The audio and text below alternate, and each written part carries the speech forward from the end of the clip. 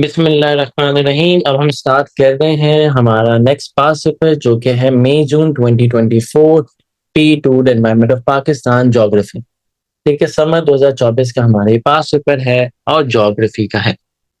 ठीक है, चल शुरू करते हैं। अस्सलाम सानी। चलो, क्वेश्चन नंबर 1 A का 1। A map showing limestone deposits in southern and western Pakistan। ठीक है, बात है हमें दिखा रहे हैं, सही है। Name the province level 8 label x. X कौन सा प्रोविंस है आपका? ये एक्स है, Balochistan.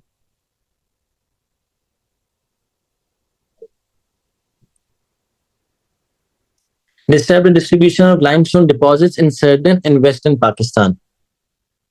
Describe the distribution of limestone deposits in southern and western Pakistan। चलो भाई, साउथ और वेस्टर्न पाकिस्तान में लाइमस्टोन के डिपॉजिट्स बताएं। अगर आप सिंध में देखें तो सिंध में 3 डिपॉजिट्स जो आपको मिलते हैं वो on the boundary of Sindh और बलूचिस्तान की बाउंड्री की तरफ है। एक आपको सिंध में डिपॉजिट मिलता है जो कराची से नॉर्थ की तरफ है, नॉर्थ ईस्ट पर है। अगर बलूचिस्तान में हम बात करें तो बलूचिस्तान में सारे के सारे मिनरल डिपॉजिट्स नॉर्दर्न बलूचिस्तान में। बलूचिस्तान में जो डिपॉजिट्स हैं वो नॉर्थ की साइड पर है। और कोयटा से जरा हम बता दें, some are around Quetta, some are around और नियर टू कोयटा।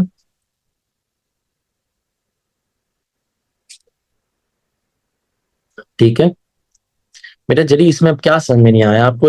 लाइमस्टोन के डिपॉजिट्स बता रहे हैं, बस डिस्ट्रीब्यूशन को डिस्क्राइब करनी है। जो देख रहे हो मैप में बस वो नीचे लिख देना है। बलूचिस्तान के नॉर्थ में है, अराउंड नियर टू कोयटा।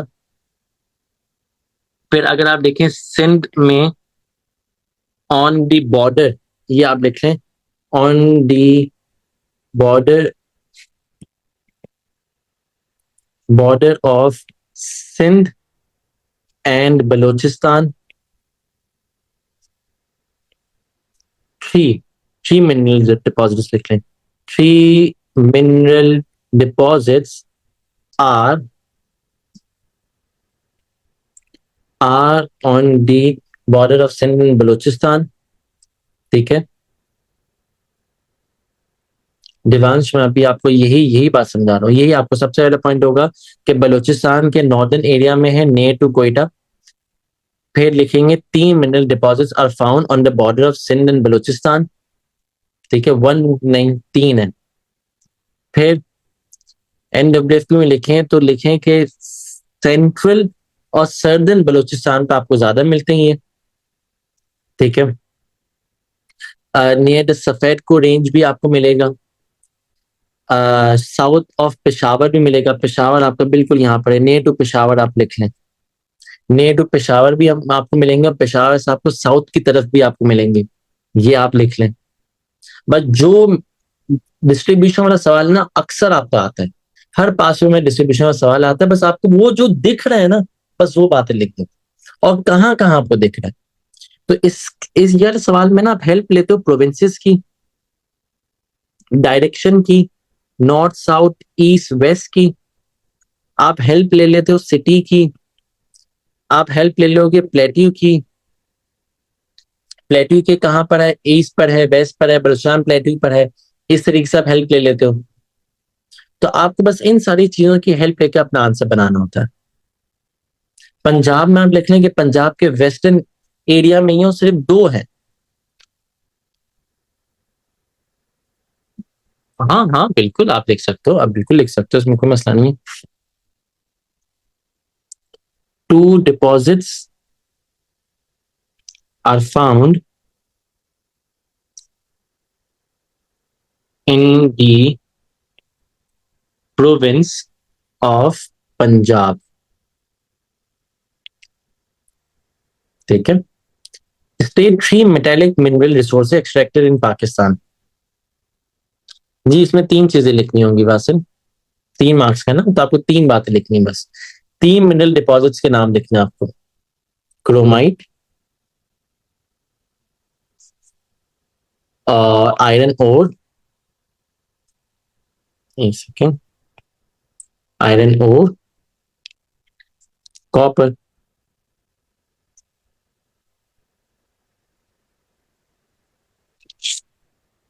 तीन हो गए,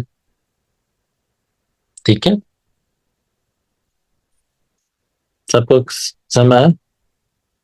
देखिए मैंने ऊपर क्या लिखा है यहाँ पर, बलूचिस्तान, नॉर्थ, अराउंड और near to Quetta, three mineral deposits are on the border of Sindh and Balochistan.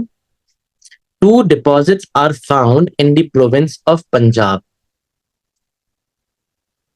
ठीक है, दिवांश आप क्लियर है?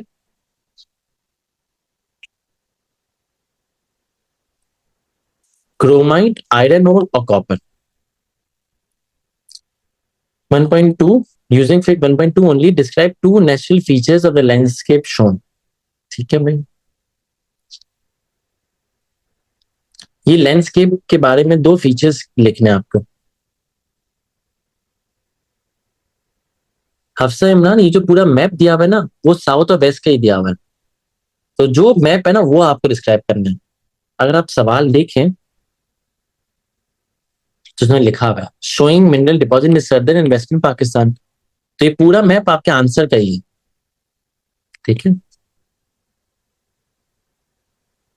अब मुझे बताएं भाई, ये आपको क्या दिख रहा है, क्या समझ में आ रहा है आपको?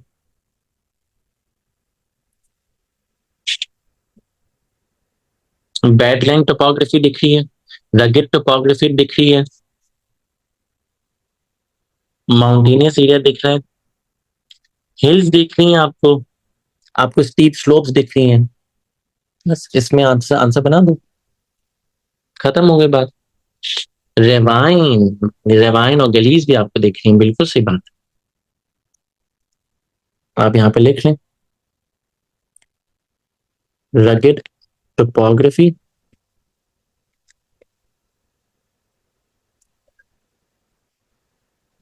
और आप यहाँ पे लिख सकते हैं स्टीप स्लोप्स।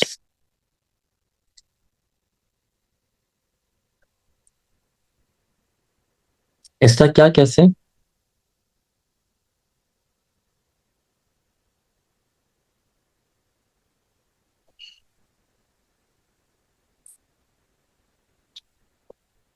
क्या मसला हो रहा है?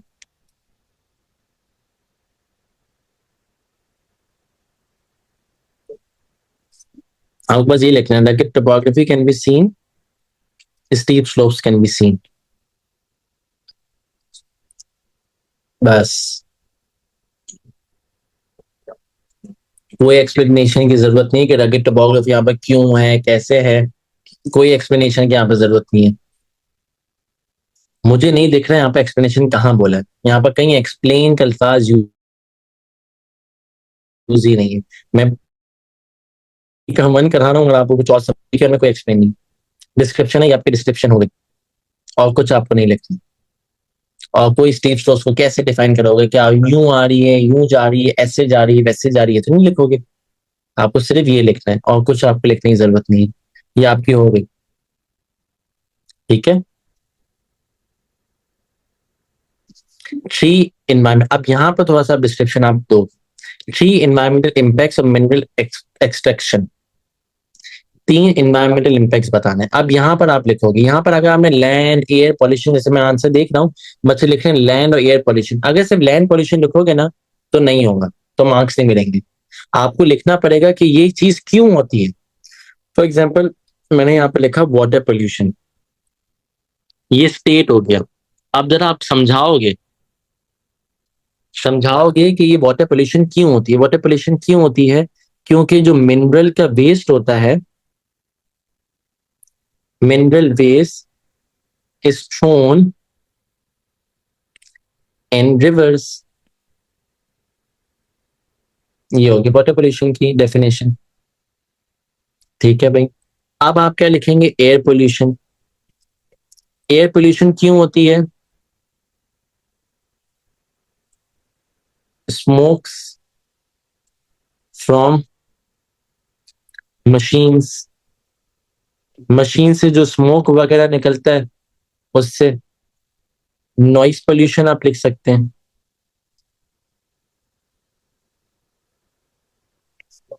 ये भी from machines, machine from drilling machines, from drilling machines और एक्सप्लोजिव्स, ड्रिलिंग मशीन्स और एक्सप्लोजिव्स, इससे नॉइस पोल्यूशन होगा। समझ में आई? एक बताओ, ये बात समझ में आई? देखो यहाँ पर हमें करनी थी डिस्क्रिप्शन।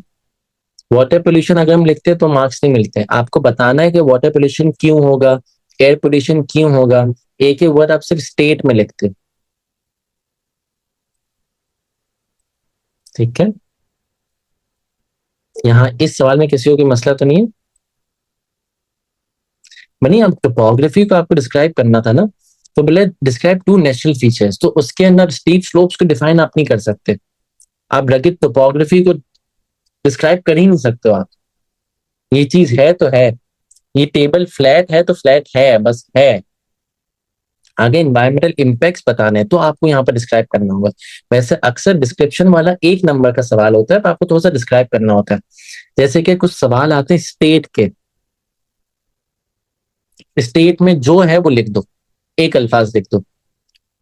फिर दूसरा सवाल आता है सजेस्ट, सजेस्ट में भी आपको दो तीन अल्फाज लिख दो बस। फिर आता है डिस्क्राइब, डिस्क्राइब में आपको थोड़ी सी डिस्क्रिप्शन देनी है, जैसे मैंने बताया ना वाटर पोल्यूशन कैसे होगा, एयर पोल्यूशन कैसे होगा, नॉइस पोल्यूशन कैसे होगा, ये आपको बताना है। ये तीनों एक नंबर, एक बात लिखोगे एक पॉइंट का एक मार्क है, एक पॉइंट का एक मार्क। फिर होता है एक्सप्लेनेशन, एक्सप्लेन, एक्सप्लेन में एक पॉइंट के दो मार्क होते हैं, एक पॉइंट के आपके दो मार्क्स। हाँ बिल्कुल, एक्सप्लेन में उसको घर तक छोड़ के आना है, बताना पड़ेगा ऐसा क्यों ऐसा क्यों, वो सब बताना पड़ता है एक्सप्लेन में। एक्सप्लेन में हमेशा 4 मार्क्स का सवाल होगा और एक पॉइंट के 2 मार्क्स, तो आपको सिर्फ दो बातें लिखनी होती है एक्सप्लेन वाले क्वेश्चन में। State one use of coal in Pakistan, coal का वन यूज बताएं। Thermal power, thermal power station में, कुकिंग में, हीटिंग में, ठीक है, ठीक है। चल, यूज इन ब्रिक इंडस्ट्री, बेहतरीन। कोल इज एक्सट्रैक्टेड बाय, अरे जरी एक दफा मैंने आपको इग्नोर करा तो समझ जाओ कि वाला पॉइंट आपका मुझे नहीं पढ़ना, आप दोबारा वही बात लिख रहे हो।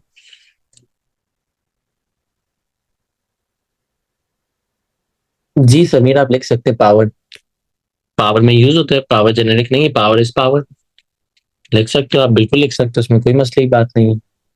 कोल is extracted by, coal drilling से निकलता है, अरे कैसी बात कर रहे हो, कोल ड्रिलिंग से नहीं निकलता, कोल निकलता है माइनिंग से, नेचुरल गैस निकलती है ड्रिलिंग से।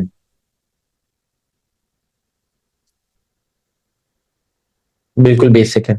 वालेकुम अस्सलाम हसनैन।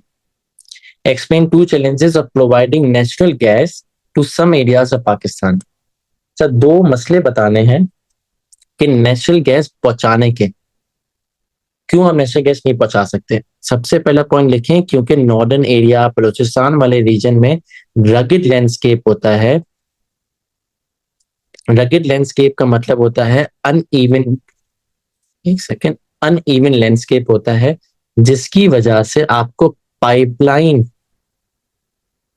बिल्डिंग में, बिल्डिंग पाइपलाइन लिखते हैं,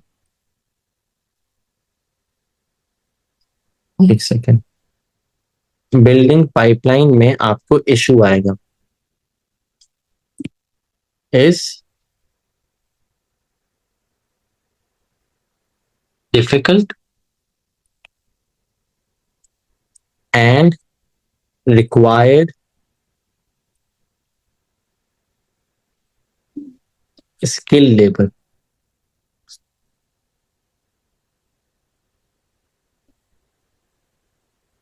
ठीक है, समय आया। ये एक पॉइंट मैंने किस तरह एक्सप्लेन करा, रगेड लैंडस्केप की वजह से जो पाइपलाइन जब आप बिल्ड करोगे, जब आप रखोगे पाइपलाइन, तो मुश्किल भी होगा और स्किल लेबर भी आपको चाहिए होगा। इस तरीके से आपने पॉइंट को एक्सप्लेन करा। फिर आप क्या लिखोगे,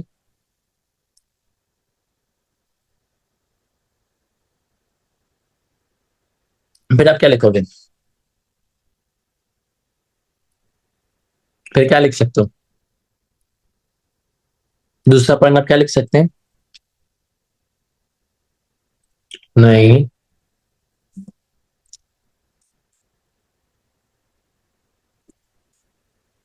अपॉर्चुनिटी कॉस्ट नहीं लिखेंगे। तो एक चैलेंजेस पूछा है ना, challenges of providing natural gas. आप ये लिख सकते हैं कि आ, अब ये लिख सकते हैं, एक तो आप ये भी लिख सकते हैं अर्थक्वेक्स की वजह से, अर्थक्वेक्स की वजह से जो पाइपलाइन है वो डैमेज हो जाती है और फिर रिस्की भी होती है। दूसरा एक और पॉइंट, मुझे जो तीसरा पॉइंट एक जहन में आया वो ये है कि नेचुरल गैस अगर पाइपलाइन के थ्रू नहीं बेचते तो रोड ट्रांसपोर्ट के थ्रू बेचते हो। रोड ट्रांसपोर्ट जो मैंने आपको बताया था वो उसके सिलेंडर्स के जो अब आप थ्रू बेचते हो, हाई इन्वेस्टमेंट इज रिक्वायर्ड, ये भी आप लिख सकते हैं। रोड ट्रांसपोर्ट के थ्रू बेचते हो तो road transport isn't available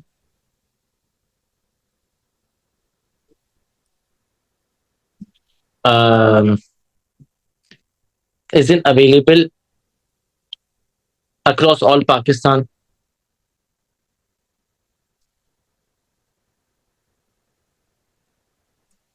especially especially in remote areas or northern areas.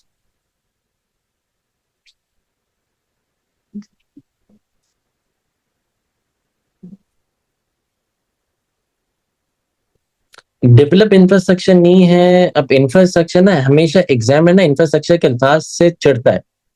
Exam में कहता है what do you mean by infrastructure. Infrastructure में हॉस्पिटल भी आता है, बिल्डिंग्स भी आते हैं, फ्लाईओवर्स भी आते हैं, अंडरपास भी आते हैं, सब आते हैं।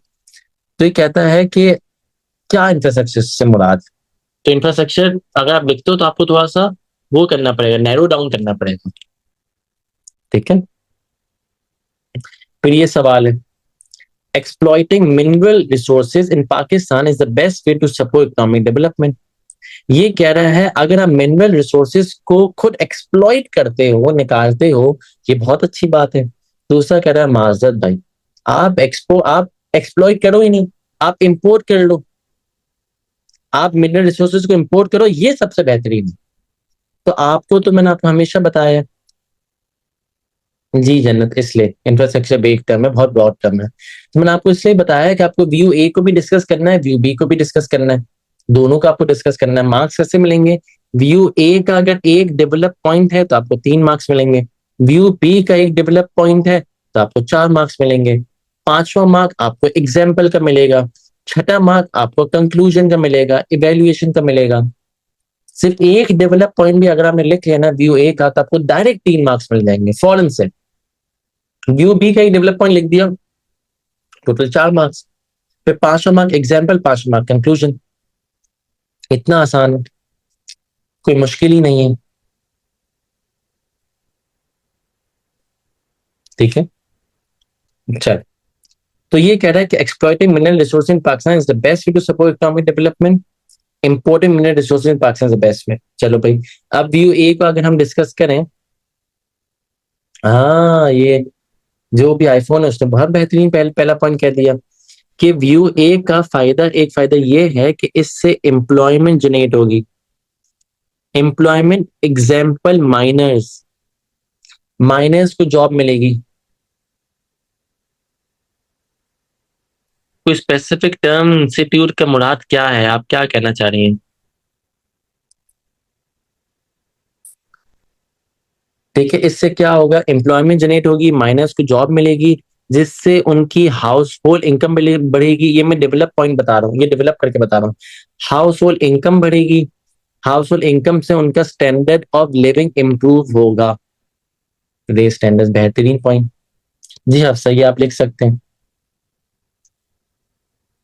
अच्छा भाई, अब इसका नुकसान क्या है एक्सप्लॉइटिंग ऑफ मिनरल्स का? आपके पास टेक्नोलॉजी नहीं मेरे भाई,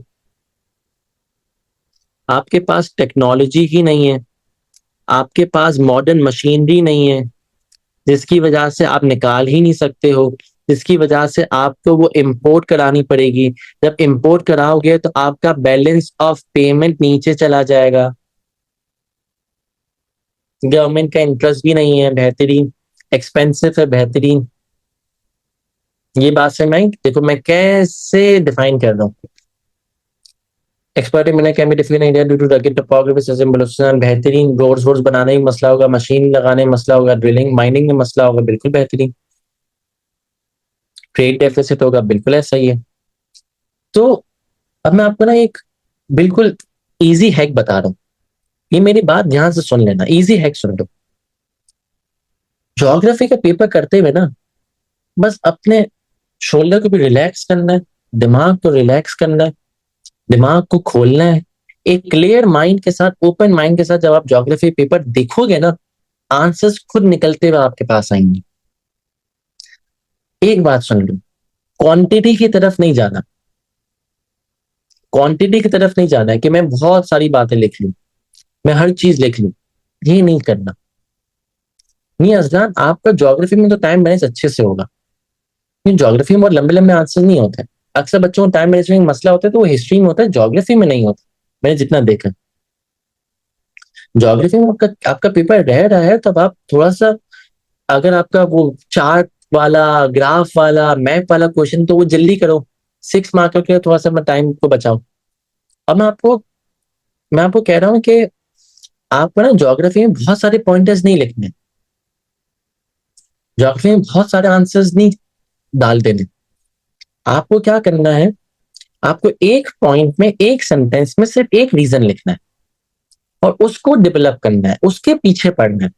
आप ये नहीं लिखना कि एम्प्लॉयमेंट होगी और फिर आप टेक्नोलॉजी का मसला होगा, एक ही जुमले में सब नहीं लिखना। एक जुमले में सिर्फ एक पॉइंट लिखो, अगर ये मेरी बात समझ जाओगे ना, कामयाब हो जाओगे, मार्क्स मिलेंगे। एक सेंटेंस में सिर्फ एक बात लिखो, उसको डेवलप करो, अपने आप से सवाल पूछो कि हाँ तो इससे क्या होगा। जैसे मैंने लिखा कि सॉरी, एक्सप्लोइटेड मिनरल्स से एम्प्लॉयमेंट जनरेट होगी, फिर मैंने अपने आप से सवाल पूछा कि हाँ तो इससे क्या होगा, इससे क्या होगा, लोगों की हाउस होल्ड इनकम बढ़ेगी, जिससे स्टैंडर्ड ऑफ लिविंग इंप्रूव होगा, इकोनॉमिक डेवलपमेंट होगी, लिख सकते हैं। फिर कि हाउएवर टेक्नोलॉजी इसके लिए चाहिए, जिसके लिए मॉडर्न मशीनरी चाहिए होती है। हाँ तो ये मसला कैसे है, मैंने आपसे सवाल पूछा, हाँ भाई ये मसला कैसे है, मॉडर्न मशीनरी का मसला कैसे है, क्योंकि मसला तो नहीं है, मॉडर्न मशीनरी चाहिए इज नॉट अ मसला, modern machinery is not available in Pakistan is a मसला। फिर मैंने अपने आपसे सवाल पूछा, हाँ तो इससे क्या होगा, आपको इंपोर्ट करना पड़ेगा, जब इंपोर्ट करोगे तो आपका बैलेंस ऑफ पेमेंट नीचे जाता हुआ दिखेगा आपको। इस तरह ऐसा ना करें, आप लाइन से चलें, लाइन से चलेंगे आपको पूरा पेपर हो जाएगा। ठीक है, फिर व्यू बी को अगर हम डिस्कस करें, तो व्यू बी के बारे में हम क्या लिखेंगे, इंपोर्टिंग मिनरल्स। जब इंपोर्ट करोगे तो क्या मसला होगा, इंपोर्टिंग मिनरल्स से क्या प्रॉब्लम होगा।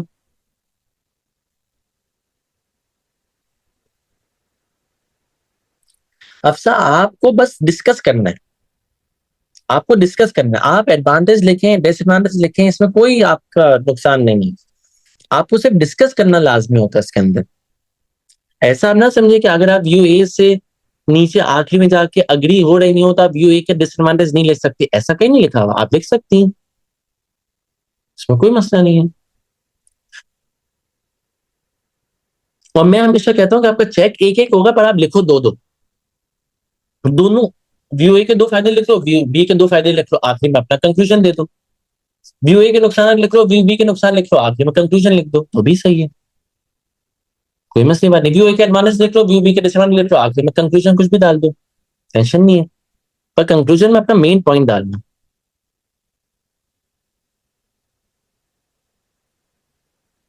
अच्छा, अब ये कैसे मसले मुझसे पूछ रहे हो अब्बास? अच्छा, जब आप इंपोर्ट करोगे तो ऑब्वियसली आपको मिलेंगे मिनरल्स एक्सपेंसिव। जब एक्सपेंसिव मिलेंगे तो मिनरल से मुराद है, फॉर एग्जांपल आपका, आपको मिलेगा कोयला महंगा। जब कोयला आपको महंगा मिलेगा तो इसका नुकसान ये होगा कि आपकी इंडस्ट्री की भी कॉस्ट बढ़ जाएगी, इंडस्ट्री की कॉस्ट बढ़ जाएगी। ये आप लिख सकते हैं कि बिल्कुल बेसिक सी बात है ना, जब आप इंपोर्ट करोगे किसी और से सामान ले रहे हो तो आपको महंगा देगा वो। तो कोल, जैसे कि एग्जांपल कोल आपकी इंडस्ट्री को चाहिए होता है, कौन सी इंडस्ट्री को चाहिए होता है? फॉर एग्जांपल स्टील इंडस्ट्री को चाहिए होता है वो फर्नेस वर्नेस जलाने के लिए। तो फिर आपका स्टील की कॉस्ट बढ़ जाएगी, स्टील इंडस्ट्री कॉस्ट बढ़ेगी, जिससे आपकी चीजों की प्राइस बढ़ जाएगी। ये आप लिख सकते हैं। एक और बात आप क्या लिख सकते हैं, एडवांटेज का मैं आपको बता दूं। एडवांटेज का अगर मैं आपको एक बात बताऊं तो आप अच्छे अच्छे कोल इंपोर्ट कर सकते हो, गुड क्वालिटी कोल इंपोर्ट कर सकते हो। जब इंपोर्ट की तरफ जा रहे हो ना, क्योंकि आपके पास तो गुड क्वालिटी कोल मिलता ही नहीं है, तो आप गुड क्वालिटी कोल इंपोर्ट कर सकते हो, जो आपको बहुत फायदा देगा। ठीक है।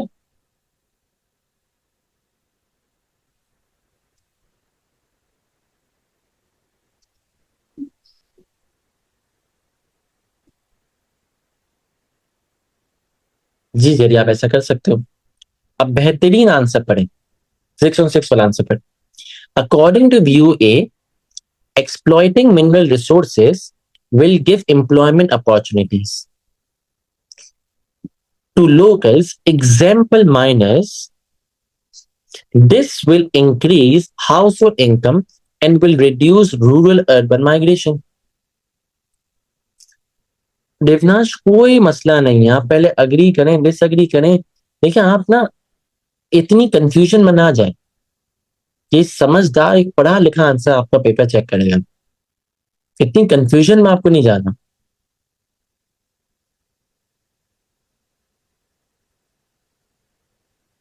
Standard of living is economic growth. ठीक है, हाउस होल्ड इनकम आ रहा है ना,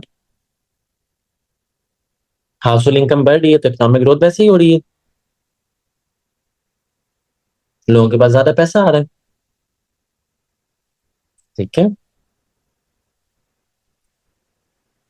मैंने क्या लिखा, according to view exploiting mineral resources will give employment opportunities to locals, example miners. This will increase household income and will reduce rural urban migration. ठीक है, देवनाथ ने भी अच्छा पॉइंट बोला, लिविंग स्टैंडर्ड बढ़ेगा तो इकोनॉमी ग्रो होगी, obviously पैसा खर्चा करेंगे वो लोग। हाउएवर, अच्छा यहाँ पर ना मुझे 3 मार्क्स वैसे मिल गए, यहाँ मुझे 3 मार्क्स मिल गए। However, cost of exploited minerals is very high. Also requires modern technology in order to do mining, which will lead to taking loans by other countries, increasing our debt. कैसा? पर मुझे यहाँ पर चौथा मार्क नहीं मिलेगा, चौथा मार्क लेने के लिए मुझे दूसरे व्यू, हाँ अगर मेरा ये वाला पॉइंट गलत होता ना तो ये वाला पॉइंट मुझे संभाल लेता और यहाँ पर मुझे 3 मार्क्स मिल जाते। अब view B, according to view B, importing minerals will be costly, which will result increasing our imports, मैंने importing गलत लिखा है, increasing our imports and negatively affecting balance of payment. However, importing minerals will give more chance to have good quality minerals, example anthracite coal, which have more heating value. इसकी heating value ज्यादा होगी। समझ में आया? यहाँ पर मुझे 4 marks मिल गए, फिर मेरी एग्जाम्पल भी यहाँ पर लिखी थी, मुझे यहाँ पर 5वां मार्क मिल गया। बिल्कुल बनी, ऐसा कर सकती है, मैं आपको दोबारा वही बात कह रहा हूँ, सिर्फ एक एक ना लिखें, दो दो लिखें। अच्छा नहीं, हाँ सही कह रहा हूँ, ठीक है बनी, ये आप जो बोल रहे हो सही है। एक एडवांटेज लिखो, एक डिसएडवांटेज लिखो, व्यू ए का व्यू बी का भी ऐसे ही लिखो और कंक्लूजन लिख दो, बेहतरीन, कोई मसला नहीं। In my opinion, I agree with view A, as we can also export and earn foreign exchange by exporting exploited minerals, which will improve our economy. Which will improve our economy. सही है. Example यहाँ पे लिख तो दी मैंने बेटे, यहाँ पे लिख दी, यहाँ पे लिख दी. ठीक है. In my opinion, I agree with view as we can also export and earn foreign exchange by exporting exploited minerals, which will improve our economy. चलिए जूम आउट भी कर दिया. कंक्लूजन में एम्फेसाइज नहीं करना, पर आपको अपना एक पॉइंट देना है. देखिए मैंने ना सिर्फ ये लिखकर नहीं छोड़ा. In my opinion agree with view A, this will lead to more economic development, ये लिखकर नहीं छोड़ा. मैंने बताया क्योंकि हम एक्सपोर्ट करेंगे मिनरल्स को and earn foreign exchange bye exporting exploited minerals which will improve economy. मैंने एक्सपोर्ट वाली बात लिख दी. तो अपना एक रीजन देना पड़ेगा, एक बात करनी पड़ेगी.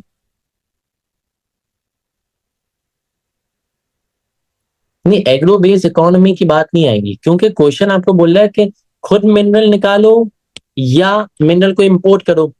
तो एक्सपोर्ट या एक्सप्लॉइट करो या इंपोर्ट करो, इन दोनों में खेलोगे. एग्रीकल्चर की बात नहीं डालो.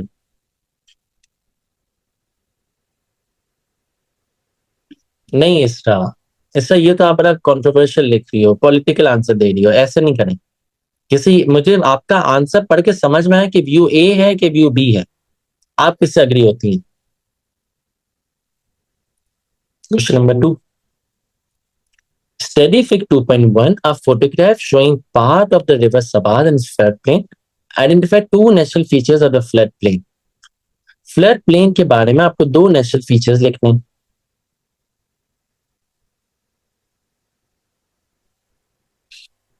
अब मैं आप लोगों को नई नई बातें समझाता हूँ. ये आप देख लो, ये चीज अब ध्यान से देखना, मेरी बात सुनना. ये देख लो, ये रिवर जा रही है और ये जा रहा है. इसको पता है क्या क्या क्या, क्या कहते हैं? Braided channel. Braided channel, oxbow lake भी इसका आंसर है, आंसर है. तो इसको कहते हैं ब्रेडेड चैनल. जब ये बीच में एक चीज आ गई और फिर रिवर का पानी साइड से जा रहा है, इसको कहते हैं ब्रेडेड चैनल. ठीक है भाई, ब्रेडेड चैनल हो गया. यहाँ पर आपको ऑक्सबो लेक भी दिख रही होगी, यहाँ पर आपको मेंढर भी दिख रहा है. मेंढर होता है ना, ये जो आ रहा है ना, ये देख लो, ये कर्व आ रहा है, ये कर्व, इसको कहते हैं मेंढर. मेंढर. ये देखो, ये रिवर आ रही है,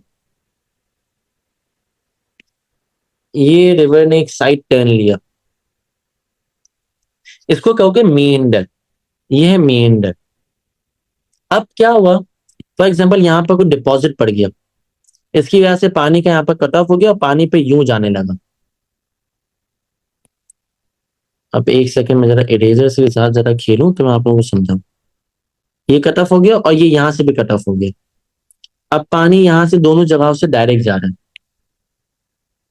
दोनों जगहों से पानी डायरेक्ट जा रहा है.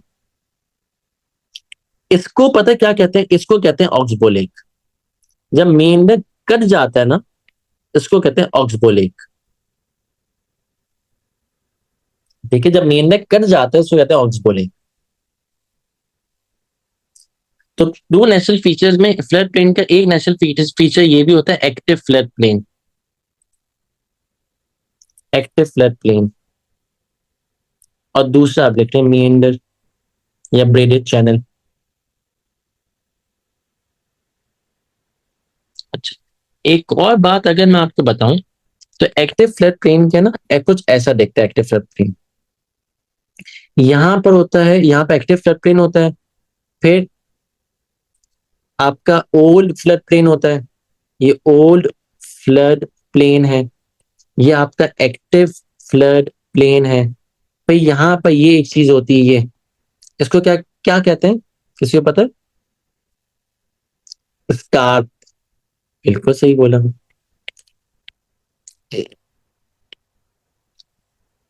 अच्छा, फिर ये क्या होता है?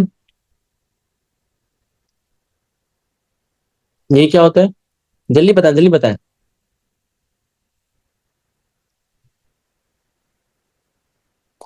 हम्म। ये क्या होता है?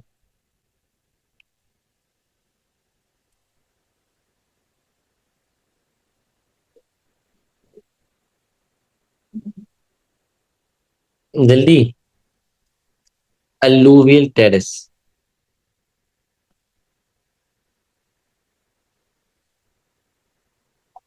ये होता है आपका अलूवियल टेरेस। ये आप लिख दोगे।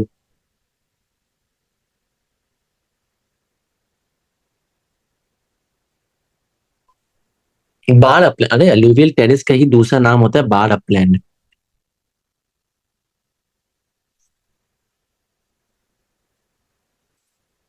उसको इसको हम लिखते हैं लिवीज, इसका ना एक अच्छा नाम होता है लिवीज।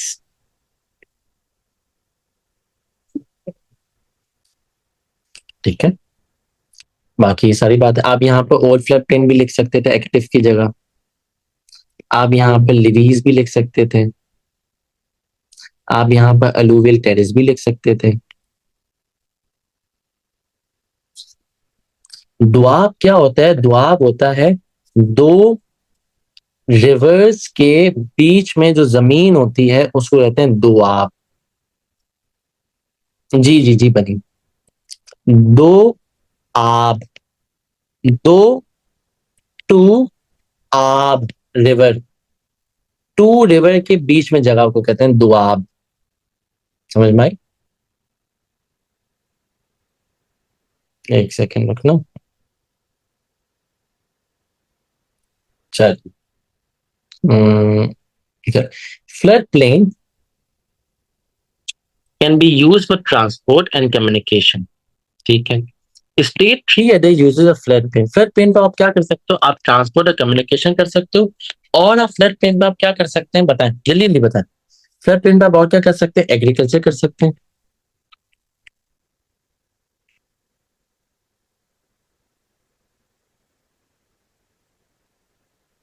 एग्रीकल्चर कर सकते हैं। आप फिशिंग कर सकते हैं, बिल्कुल सही बोला। हाँ फिशिंग हो गया, फिशिंग हो गया, फिशिंग हो गया, एग्रीकल्चर भी हो गया। और आप क्या कर सकते हैं यहाँ पर? इंडस्ट्री खोल सकते हैं। सेटलमेंट्स कर सकते हैं। घर बना सकते हैं।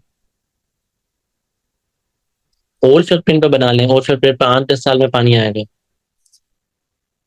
सब कर सकते हैं। Explain how flooding in Pakistan can impact transport and communication. Hussain तो आप बारह प्लेन पे बना लें, अलूवियल टेरेस पे बना लें, ये भी फ्लड प्लेन का हिस्सा है।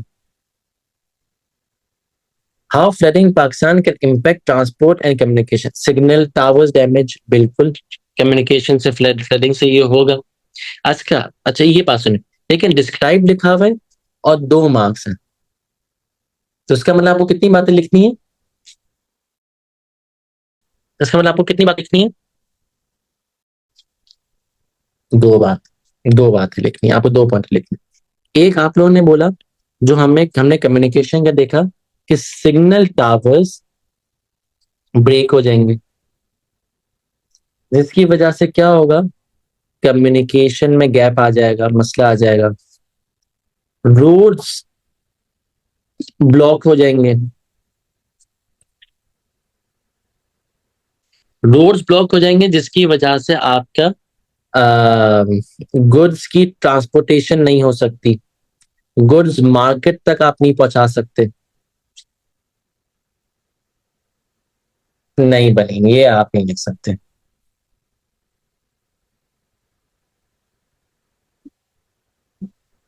ठीक है।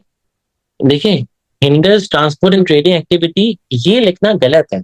ये बोलना हाउ, कैसे, कैसे हिंडर करती है, कैसे मसले करती है, ये आपको लिखना है। A divided bar graph showing the percentage use of total water consumed in Pakistan, use information at table in the। ठीक है। एग्रीकल्चर है 91%। तो आप क्या करें? तो पहले जूम इन करा हमने, ये हमने बना दिया।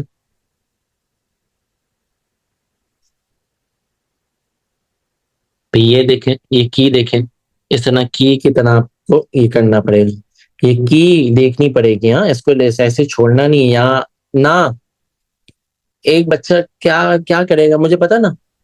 एक बच्चा होगा हम में से, वो क्या करेगा, यहाँ पे एग्रीकल्चर लिख कर आ जाएगा और ये की नहीं बनाएगा। अगर एग्रीकल्चर लिख दोगे तो मार्क्स नहीं मिलेंगे। एग्रीकल्चर लिख दो तो मार्क्स नहीं मिलेंगे। ठीक है। फिर कह रहा है नहीं नहीं, क्यों दोनों करना है, नहीं दोनों करना। 5% मैन्युफैक्चरिंग है। ये देखिए मैन्युफैक्चरिंग, मैन्युफैक्चरिंग में आपको बोल रहा है ये कलर कर दो भाई, कलर कर दो। अच्छा एक बात ये देखना, ये कलरिंग में ना ज्यादा ध्यान नहीं दे देना कि अरे हमें तो मजा आ रहा है कलरिंग में, चलो भाई ये बेहतरीन कलरिंग करते हैं कि एग्जाम में खुश हो जाए ये कलरिंग देखकर, कलरिंग के 2 मार्क्स एक्स्ट्रा दे दे। ऐसा कुछ नहीं होगा, सब मजा तो आ रहा है कलरिंग में। पर- हाँ भाई, ठीक है।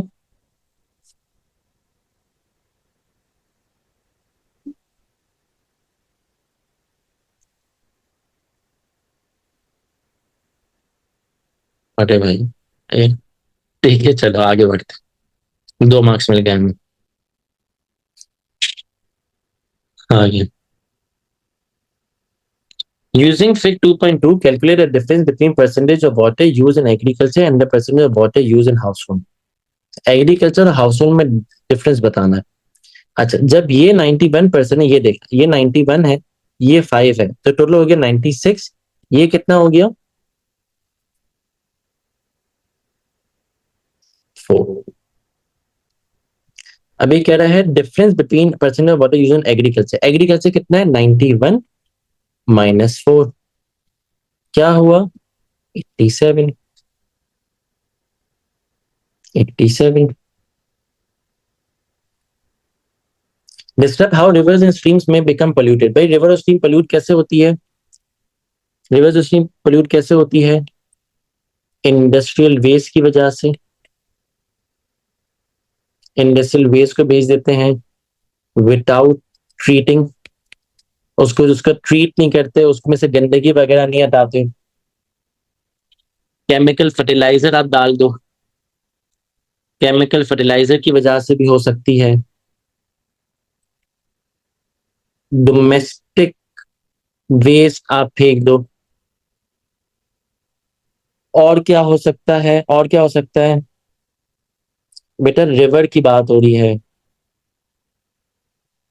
ठीक है।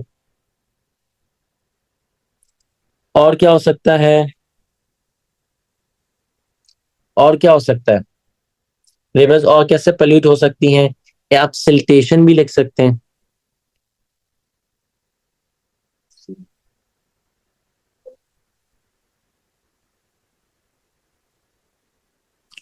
State two strategies used to reduce the pollution of rivers and streams in Pakistan।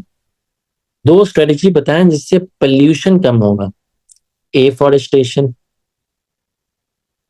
Afforestation से क्या होगा, सिल्टेशन नहीं होगी, सॉइल इरोजन नहीं होगी, सॉइल इरोजन नहीं होगी तो सिल्टेशन नहीं होगी।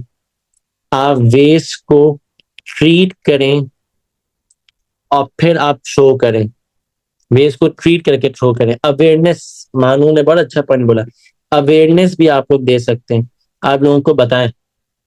Break off out of the topic बात बता रहा हूँ, अवेयरनेस ऐसे इतनी काम कभी नहीं करती, नहीं लिखोगे, मैं आपको एक आउट ऑफ द टॉपिक बात बता रहा हूँ, अवेयरनेस काम नहीं करती। लोगों को पता होता है कचरा फेंकना बुरी बात होती है, फिर भी आप देखोगे तो हम में से कितने लोग होंगे जो गाड़ी में जा रहे हैं, मोटर बाइक में जा रहे हैं, रिक्शे में जा रहे हैं, बस में जा रहे हैं, किसी भी ट्रांसपोर्ट में जा रहे हैं, जूस वूस पिया वहीं से फेंक दिया। ठीक है, तो वैसे मैं बात बता रहा हूँ, ये ऐसा नहीं कि आप ना लिखो, लिखना है लिखना है। ऐसे बताऊं कि अवेयरनेस कभी भी इतनी काम नहीं करती, लोग नहीं समझते, लोग सुधरते ही नहीं। लोग में आप और मैं दोनों आते हैं, हमें सुधरना है। Explain two ways that water supply issues could lead to conflict. सब एक कॉन्फ्लिक्ट क्यों होता है वाटर सप्लाई में। अच्छा कॉन्फ्लिक्ट बिटवीन इंडस्ट्रीज होता है, कॉन्फ्लिक्ट बिटवीन इंडस्ट्रीज भी होता है। स्टील इंडस्ट्री कहती है कि मुझे ज्यादा पानी चाहिए, और दूसरी इंडस्ट्री, कौन सी इंडस्ट्री लेके हैं, फर्टिलाइजर इंडस्ट्री, फर्टिलाइजर इंडस्ट्री कहती है भाई मुझे ज्यादा पानी चाहिए। ये दोनों में फड्डा होता है। अनइवन डिस्ट्रीब्यूशन में पंजाब और सिंध, प्रोविंस वाइज भी फड्डा होता है। कॉन्फ्लिक्ट बिटवीन प्रोविंस भी होता है, कॉन्फ्लिक्ट बिटवीन प्रोविंस। और ये तो बड़ा, जैसे मुझे याद है पिछली पिछली जब बकरा ईद आई थी, उसके अंदर ये हुआ था, पाकिस्तान में जब पिछली बकरा ईद आई थी उसके अंदर ये मसला हुआ था कि पंजाब वालों ने कुछ पानी डाइवर्ट वगैरह करा था, कुछ बैराज वैराज कुछ ऐसा कुछ बनाया था, तो सिंध के लोगों ने हाईवेज बंद कर दिए थे, हाईवेज बंद कर दिए थे, और उसकी वजह से बड़े मसले हुए थे। तो सिंध और पंजाब में भी बड़े फट्टे होते हैं पानी को लेकर। कॉन्फ्लिक्ट बिटवीन प्रोविंसेस, सिंध और पंजाब में जैसे मसले होते हैं अनइवन डिस्ट्रीब्यूशन की वजह से।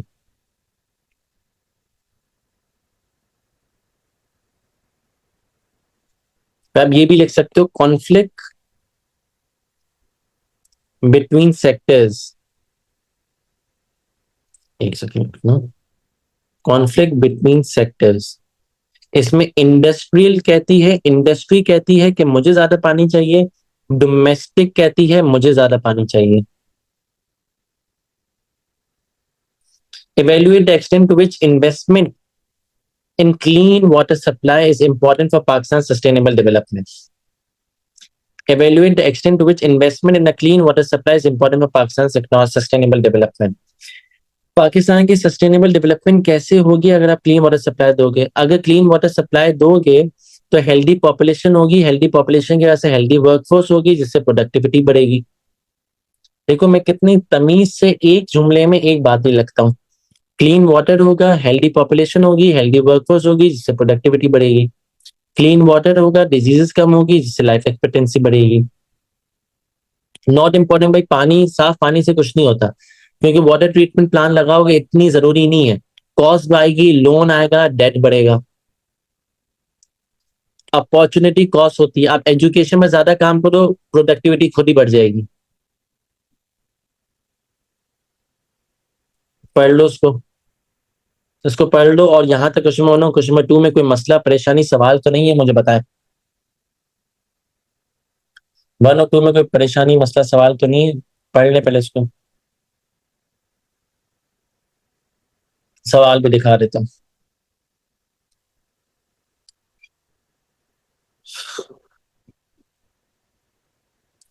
डिजीज का लिख रहे हैं क्लोरिया।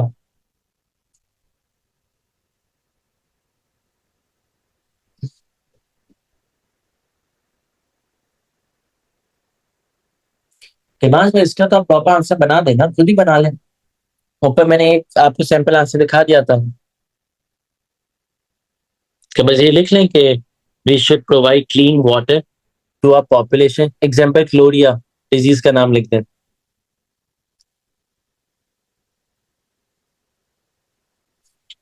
यहाँ तक सबको क्लियर है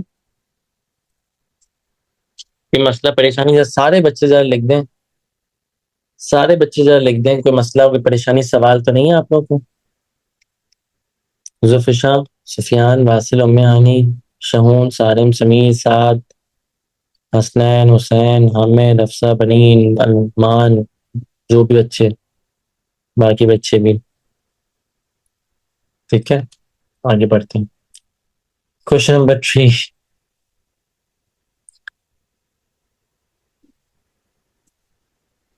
A map of sugar cane in southern and western Pakistan. ठीक है। Measure the distance between Karachi and Multan. Distance वाला सवाल एक और बार आखिरी दफा समझा रहा हूँ। सवाल क्या है? Measure the distance between Karachi and Multan. अब इसको ध्यान से सुने, समझें। ठीक है, कराची और मुल्तान का डिस्टेंस निकालना ना। सबसे पहले तो स्केल लें और क्या करें, कराची और मुल्तान का डिस्टेंस मेजर कर लें।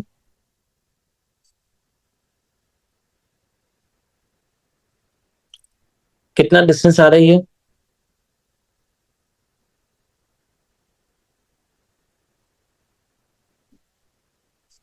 एक सेकंड, थोड़ा सा मैंने एक सेकंड रुकना। 7.4 आ रहा है, 7.4 लिख लें। 2 तो नहीं है, 4 के अराउंड है। 7.4 लिख लेता हूं मैं, ठीक है। और आंसर आ रहा है 7.4 सेंटीमीटर। पर देखें 7.4 सेंटीमीटर, इसका मतलब एक और आपको चीज बता देता हूँ, ये स्केल दी हुई है, स्केल से देख लें। 1 सेंटीमीटर, ये कह रहा है 1 centimetre equal to 100 kilometre. 1 centimetre equal to 100 kilometre. तो अगर मैंने 7.4 लिखा तो इसका मतलब कितना होगा ये? 740 kilometre. State the compass direction from Karachi to Multan. अच्छा भाई, कराची से मुल्तान कहाँ पर है? North east.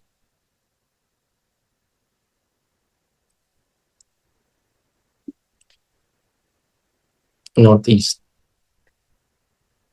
Describe the distribution of the main areas of sugarcane production. Describe the distribution of main areas of sugarcane production.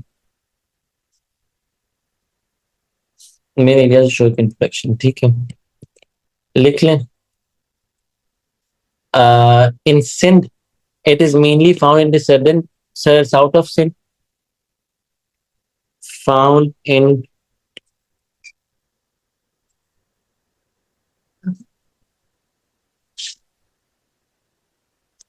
south of Sindh,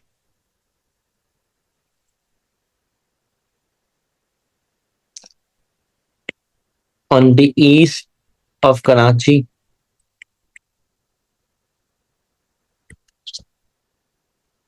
central Pakistan, बिल्कुल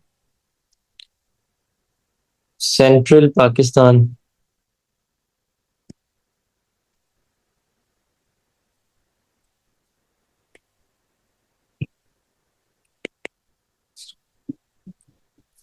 central Pakistan।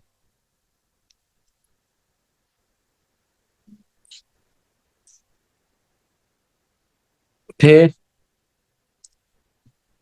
no in Balochistan, zero in Balochistan, not found in Balochistan, basically आप लिख लोगे। Along the rivers, along the 5 eastern rivers, example Indus, Jhelum, इस करके।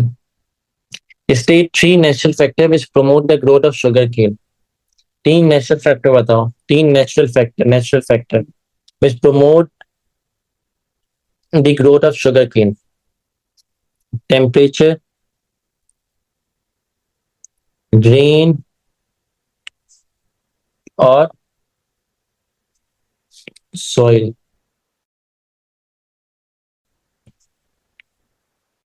First soil, rain first को चाहिए होती है 1000 से 1500 मिलीमीटर।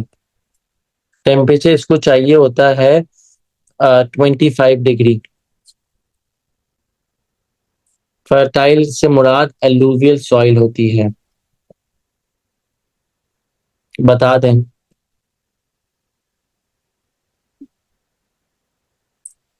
ये देखें स्टडी फिक 3.2। तो यहां तक सबको क्लियर है ना?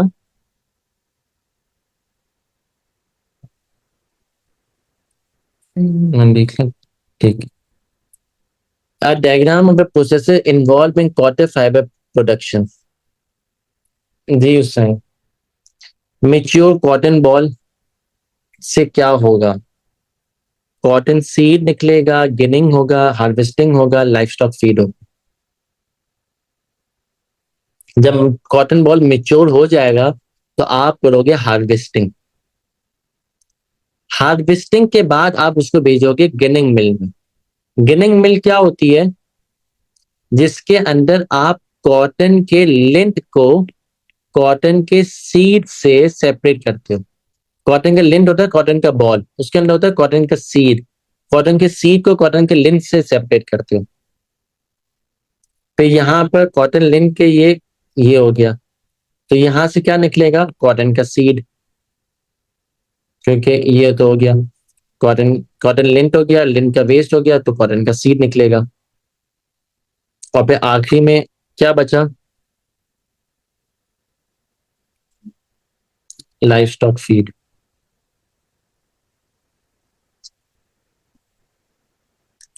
Name one city in Pakistan that is important for the harvesting of cotton yarn.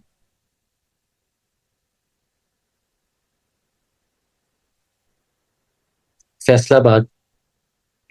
बहुत सारे शहर हैं, आप बहुत सारे नाम लिख सकते हैं, बहुत सारे नाम लिख सकते हैं, मसला नहीं। Explain two ways farmers can increase the amount of cotton they produce. Explain two ways farmer can increase the amount of cotton they produce by use of machinery. By use of machinery, जिससे efficient काम होगा, जिससे time save होगा। फिर आप use करें fertiliser. नहीं, HYV seed लिख, वैसे तो बहुत कुछ लिख सकते हो। HYV seed. HYV सीड से क्या होगा? ग्रोथ अच्छी होगी, क्वालिटी बढ़ेगी, क्वांटिटी बढ़ेगी। क्वालिटी और क्वांटिटी में ग्रोथ आएगा HYV सीड से। HYV है मेरे भाई, HYV high yield variety. Growth है, क्वालिटी में इजाफा होगा, क्वांटिटी में इजाफा होगा। और ये ड्राउट रेजिस्टेंट भी होते हैं, पेस्ट रेजिस्टेंट भी होते हैं। Drought and pest resistant.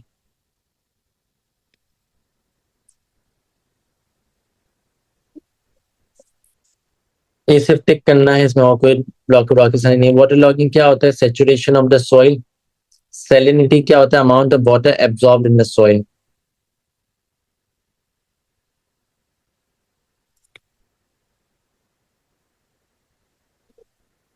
Use modern method लिख सकते हैं। मॉडर्न मेथड कौन से पर ये आपको लिखना पड़ेगा। Evaluate the importance of increasing agriculture output for the people and economy of Pakistan.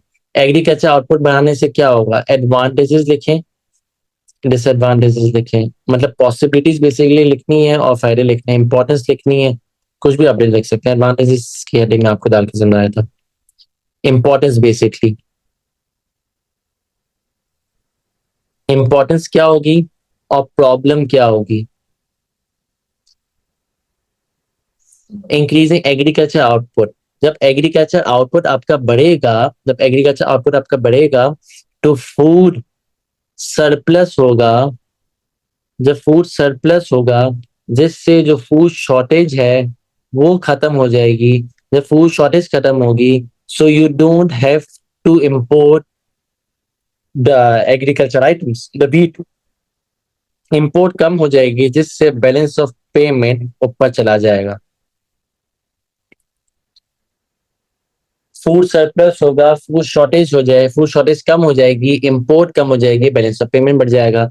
Export का पॉइंट लिख सकते हैं। जब आप एग्रीकल्चर आउटपुट बनाएंगे तो आप एक्सपोर्ट करेंगे, राइस कॉटन को एक्सपोर्ट करेंगे, जिससे आपको फॉरेन एक्सचेंज मिलेगा और जिससे आपकी कंट्री की करेंसी एप्रिशिएट होगी। या बैलेंस ऑफ पेमेंट का पॉइंट लिख सकते हैं। मैं बैलेंस ऑफ पेमेंट पर लिख दिया, मैं करेंसी एप्रिशिएट लिख दिया। रॉ मटेरियल फॉर इंडस्ट्री भी बहुत अच्छा पॉइंट है। जो रॉ मटेरियल हुआ था, जो रॉ मटेरियल वाली बात है, वो भी आप लोग लिख सकते हैं, बिल्कुल लिख सकते हैं।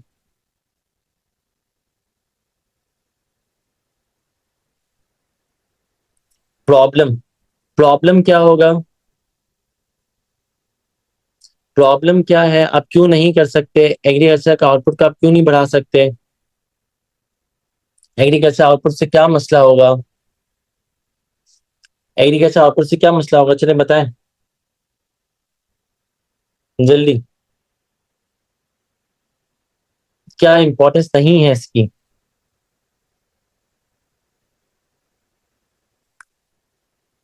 क्या मसला है? मसला आपका वाटर लॉगिंग का भी हो सकता है। वाटर लॉगिंग और सैलिनिटी का मसला होगा। वाटर लॉगिंग और सैलिनिटी की वजह से मसला होगा। क्लाइमेट चेंज भी आप लोग ले सकते हैं। पेस्ट अटैक भी पड़ सकता है, पेस्ट अटैक पड़ेगा तो आपकी चीजें डैमेज हो जाएंगी। और क्या लिख सकते हैं हम, और क्या लिख सकते हैं, अपॉर्चुनिटी कॉस्ट। अपॉर्चुनिटी कॉस्ट क्या होती है, अपॉर्चुनिटी कॉस्ट होती है कि जब आप लोग ये एग्रीकल्चर पर काम करेंगे तो फिर आप लोग दूसरी इंडस्ट्री पर आपका ध्यान नहीं जाएगा। जब इंडस्ट्री पे काम करेंगे तो इंडस्ट्री आपको ज्यादा इकोनॉमी में जनरेट कर सकती है, इकोनॉमी को ज्यादा बढ़ा सकती है। अपॉर्चुनिटी कॉस्ट, ये पॉइंट लिख सकते हैं। तीन प्रॉब्लम्स मैंने अब आपको बता दी है, दो फायदे बता दिए। समझ में आया? एक क्वेश्चन स्किप हो गया पर। ओह अच्छा अच्छा। Describe how water logging can be prevented by farmers in Pakistan. Water logging कैसे आप प्रिवेंट कर सकते हो? By installing tube wells, by installing tube wells. और वाटर लॉगिंग का मतलब ये होता है कि वाटर टेबल आपका राइज हो जाता है। जब वाटर टेबल आपका राइज होता है उसको कहते हैं वाटर लॉगिंग। वाटर लॉगिंग का कॉन्सेप्ट समझा भी देता हूँ। ये जमीन है, ये वाटर टेबल है, वाटर टेबल राइज हुआ राइज हुआ राइज हुआ राइज हुआ राइज हुआ, जब यहाँ तक पहुंच गया तो वाटर बर्स्ट आउट कर जाता है, वाटर बाहर निकल जाता है और सब हर जगह पानी पानी फैल जाता है। इसको कहते हैं वाटर लॉगिंग। आप ट्यूबवेल्स इंस्टॉल कर दें जिसकी वजह से वाटर टेबल जो है वो नीचे चला जाएगा। आप नीचे जमीन का पानी आप यूज करेंगे तो वाटर टेबल नीचे चला जाएगा। दूसरी बात आप क्या कर सकते हैं, एक पॉइंट होता था जिसको आप कहते हो सीमेंटेशन। आप सीमेंटेशन कर सकते हैं। आप इसको कहते हैं लाइनिंग ऑफ कैनाल। जब आप कनाल को लाइन करेंगे तो वाटर की सीपेज नहीं होगी। यूकेलिप्टस ट्री भी लगा सकते हैं, बिल्कुल एफॉरेस्टेशन कर सकते हैं, ठीक है।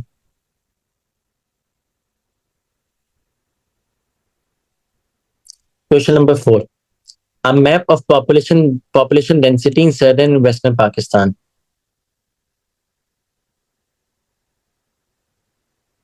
ठीक है। तो 6 मार्क के लिखने का तरीका सबको पता है ना, मैंने आपको बता दिया है कि आपको इंपॉर्टेंस का, एडवांटेज के आपको 2 पॉइंटर्स लिखने हैं, डेवलप, और प्रॉब्लम के आपको 2 पॉइंटर लिखने हैं, डेवलप। एक एग्जाम्पल लिखनी है, कंक्लूजन लिखनी है। डेवलप का मतलब क्या होता है, आप थोड़ा सा उसको समझाओगे कि फूड सरप्लस होगा जिससे फूड शॉर्टेज कम होगी, जिससे इंपोर्ट कम होगी, बैलेंस ऑफ पेमेंट बढ़ेगा। सिंपल।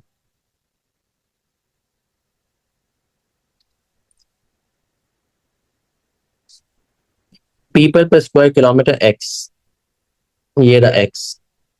एक्स क्या है? हम्म, ये सबसे डार्केस्ट है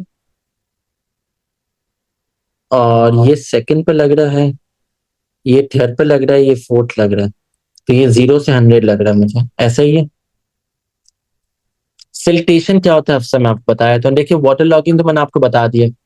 वाटर लॉगिंग क्या होता है, पानी का ऊपर सब निकल जाना। आप ये पूछ रही हो, आप क्या पूछ रही हो? वो थी सेलिनिटी। तो सेलिनिटी बताऊं या सिल्टेशन बताऊं? हफ्सा, सेलिनिटी बताऊं या सिल्टेशन बताऊं, क्योंकि वाटर लॉगिंग के साथ सेलिनिटी कनेक्टेड है। सेलिनिटी ना, मैं ये सर, सेलिनिटी क्या होती है? अब देखो यहाँ पर सारा वाटर लॉगिंग होगी, पानी ज्यादा आ गया। पानी अकेला नहीं आता, पानी अपने साथ सिल्ट भी लाता है, मिट्टी लाता है। मिट्टी, नमकीन मिट्टी बेसिकली लाता है। वाइट कलर की चीज लाता है ये अपने साथ, अभी नीचे से निकलता है तो उसके साथ सेलिनिटी आती है। सेलाइन होता है, वो सब फैल जाता है पानी के साथ। इवेंचुअली पानी तो ऑब्जर्व हो जाएगा। पानी तो इवेपोरेट हो जाएगा, पानी तो इवेपोरेट हो जाएगा। पीछे रह जाएगी सेलिनिटी, पीछे रह जाएगी सेलिनिटी। अब वो सेलिनिटी सॉइल के साथ जब एक दफा मिक्स हो जाती है तो अब वो कभी भी सही नहीं हो सकती, क्योंकि वो चीजें जब वो सेलिनिटी जो है, जब नमक है, सॉल्ट कंटेंट, जब वो सॉइल के साथ मिक्स हो जाता है फिर उसको आपको सॉइल चेंज करनी पड़ता है, वो टॉप सॉइल चेंज करनी पड़ेगी, वरना सेलिनिटी सही नहीं हो सकती। ये होता है वाटर लॉगिंग सैलिनिटी। समझ में आया हफ्सा? क्लियर है? देखिए आप लोग भी कुछ सवाल पूछ सकते हैं, अगर कोई भी चीज अनक्लियर है, कोई भी चीज, कोई लिखने का तरीका अनक्लियर है तो आप मुझसे पूछ सकते हैं।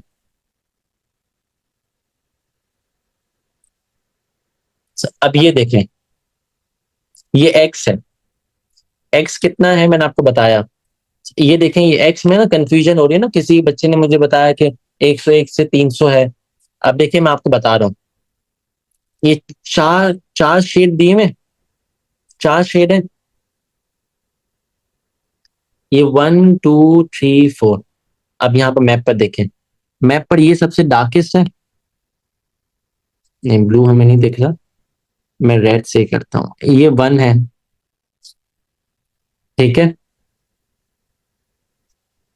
और ये आपका होगा 2, ये होगा आपका 2, ये होगा आपका 3, ये होगा आपका 4, और ये कलर सेम है, तो ये होगा 4, ये होगा 3, ये होगा 2, ये होगा 1, ये होगा 2, ये होगा 3, ये होगा 4, ये होगा 4।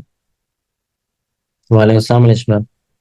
तो एक्स क्या हुआ, एक्स क्या है, 4 वाला, 4 वाले का आंसर क्या है, 0 से 100, 0 से 100। पीपल पर स्क्वायर किलोमीटर, वाई, वाई क्या है, 2, 2 का आंसर क्या है, 300 से 1000, 301 से 1000। Suggest two physical factors that may explain differences in population density between X and Y. Physical factors are natural factors. ये याद रखना. Physical factors are natural factors. Physical factors are natural factors that may explain differences in population density between area X and Y. ठीक है, अब natural factors बताने जो population density को वो करते हैं, अफेक्ट करते हैं। सबसे पहले आप लिख लें क्लाइमेट। क्लाइमेट में अगर एक्सट्रीम हॉट या कोल्ड क्लाइमेट है, जब एक्सट्रीम हॉट या कोल्ड क्लाइमेट है तो इससे होगा क्या, तब इससे होगा क्या, तो पीपल का वहां पर रहना सूटेबल नहीं होगा, लेस सूटेबल होगा, तो लोग वहां पर कम रहेंगे, वहां पर पॉपुलेशन डेंसिटी जो है वो आपकी कम हो जाएगी।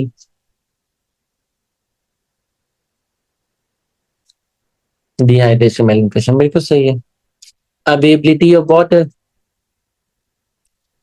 Availability of water,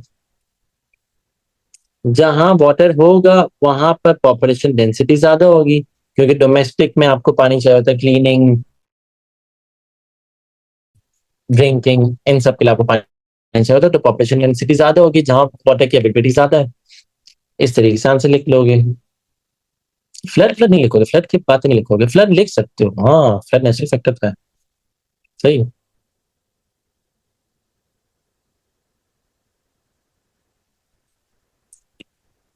5 to 9 mail है 6, 5 to 9 मेल है 6, ये बना दें यहाँ पे ऐसे।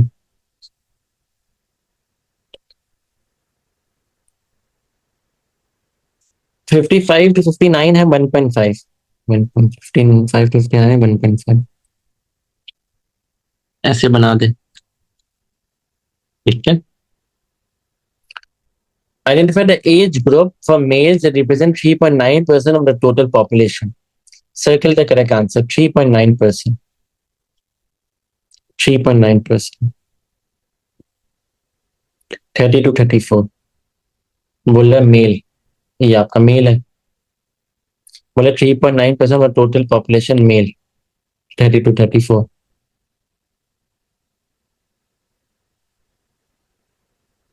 State three impacts of high percentage of young dependents in Pakistan's population structure। 3 impact बताना है अगर यंग डिपेंडेंट है, अगर यंग डिपेंडेंट पॉपुलेशन है तो उसके 3 इम्पैक्ट्स बताना, अगर यंग डिपेंडेंट पॉपुलेशन है तो उसके 3 इम्पैक्ट्स बताना, जल्दी। 3 इम्पैक्ट्स क्या होंगे?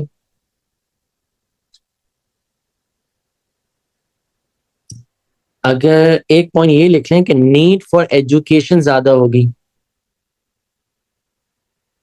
नीड फॉर एजुकेशन ज्यादा होगी, burden on, burden on independent, independent population, burden on independent population. ठीक है, फिर और क्या लिख सकते हैं, और क्या लिख सकते हैं?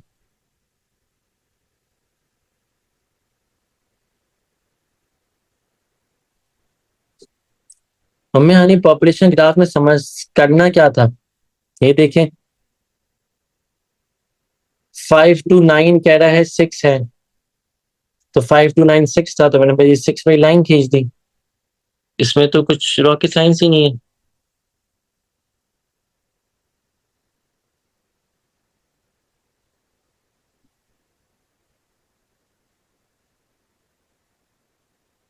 समझ में आया? फिर ये कह रहा है कि 155 to 59 1.5 है, तो यहाँ पे आपने क्या करा, 55 59 1.5 था, या हमने ऐसे यहाँ पर एक लाइन बना दी इस तरीके से।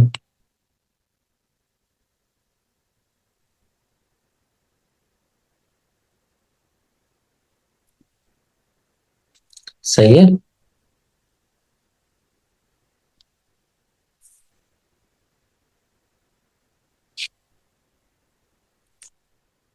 और हम तीसरा पॉइंट क्या लिखेंगे, बर्डन ऑन रिसोर्सेज लिख लें, burden on food sources. Two reasons for an increasing percentage of older dependents, people age 60 or over। दो रीजन बताएं for increasing percent of older dependent. भाई ओल्डर डिपेंडेंट पॉपुलेशन क्यों बढ़ रही है, मतलब बूढ़े लोग क्यों बढ़ रहे हैं? बेटर हेल्थ केयर फैसिलिटी,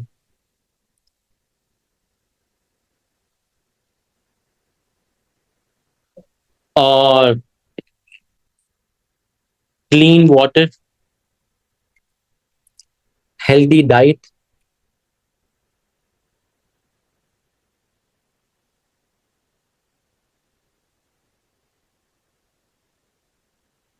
बिल्कुल शुभ, अनएम्प्लॉयमेंट कभी मैंने लिखा भी नहीं है, अनएम्प्लॉयमेंट नहीं होगी।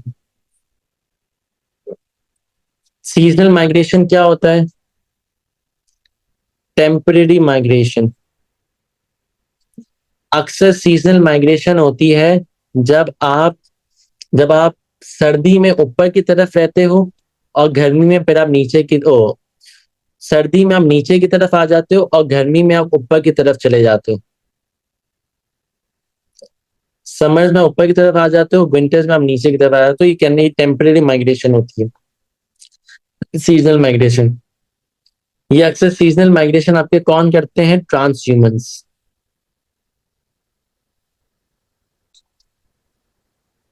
Describe four causes of population migration, four causes of population migration to urban area. अच्छा भाई, रूरल से लोग अर्बन की तरफ क्यों आते हैं? In search of job, search of job, और for education,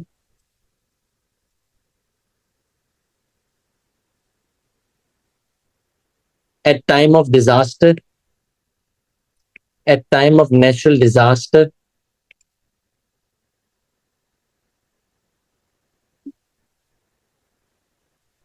better health facility।